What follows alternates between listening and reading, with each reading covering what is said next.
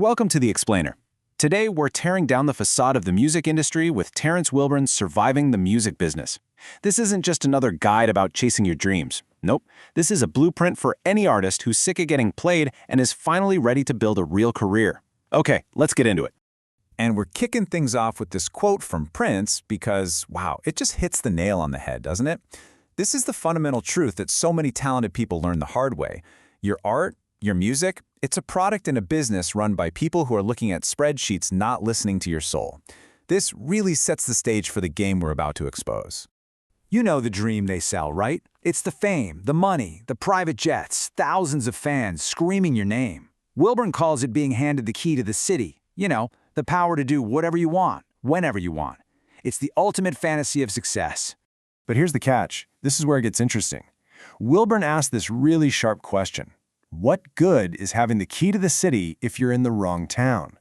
So many artists have the right key. They've got the talent, the charisma, the sound, but they're trying to unlock doors that will never open for them, and they just can't figure out why. And that leads us to the absolute core idea of this whole book. The music industry is a two-faced game. Seriously, Wilbur compares it to the Batman villain Harvey Dent, Two-Face. Your entire career, your fate, it all comes down to the flip of a coin. So let's break it down. On one side, if the coin lands heads, you get the dream, the applause, the fans, the success, the whole package. But if that coin lands on tails, well, that's when you meet the reality. The backstabbing, the crushing debt, the total loss of control, and what Wilburn chillingly calls murderous envy. And to show you how this works in the real world, he tells the story of an artist he calls Lil Zip. You've seen this guy before, right? Lil Zip is that new artist who's just everywhere. His single is blowing up, he's on social media thanking his million followers, talking about how he's going to be #1 forever. He's followed the industry script perfectly. But there's a huge part of his success story that you'd never, ever see on camera. And what's so wild is when you see what's actually going on. That fancy car he's driving, it's leased by the label. That huge diamond chain, it's on loan just for the camera. The clothes, the mansion, it's all just one big movie set. He literally owns none of it. He doesn't even own his career. That's just borrowed from Harvey, the lawyer or the accountant, who can snatch it all back in a heartbeat. In the biz, they call artists like this a problem child. Okay, so if that's the rigged game they want you to play, how on earth do you win? Well, you don't. You play a different game entirely. Wilburn lays out a playbook for the independent artist, a way to build your own game, and it all starts by asking one deceptively simple question. Now, this question might seem totally obvious, right? But the answer is one of the biggest, most important secrets in the entire music business. Once you understand who is actually spending money on music, it changes everything. How you make your songs, how you market yourself, everything. And here's the answer, straight up, no chaser. Wilburn states, flat out, that women are the economic engine of music. They buy the vast majority of records. And your target audience? What he calls your fish should be women.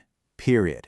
So think about it like this. If women are the fish you're trying to catch, then the hook of your song, that super catchy part you can't get out of your head, that's your bait. And if you're out there using aggressive gang trap music as your bait, you're not going to catch the people who actually buy music. You're going to catch what Wilburn calls hubcaps and old tires. You have to design the bait for the fish you want to catch. And this quote just sums up the whole strategy perfectly. While everyone else is running in one direction, chasing the same trends, faking the same lifestyle, the real path to success is to turn around and walk the other way, guided by the actual truth of the market, not just the hype. Now you can see how this all connects, right? This isn't just about a few clever marketing tricks. It requires a fundamental shift in how you see yourself. You have to stop being a desperate artist begging for a deal and start acting like what Wilburn calls an undercover music CEO.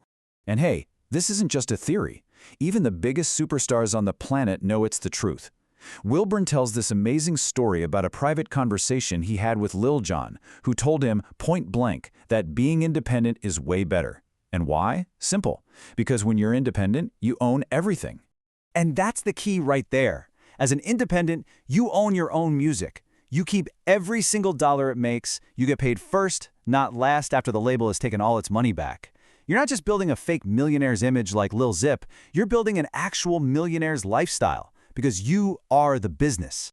So we've seen both sides of the coin. We've seen the rigged game the industry wants you to play, and we've seen the independent CEO's playbook.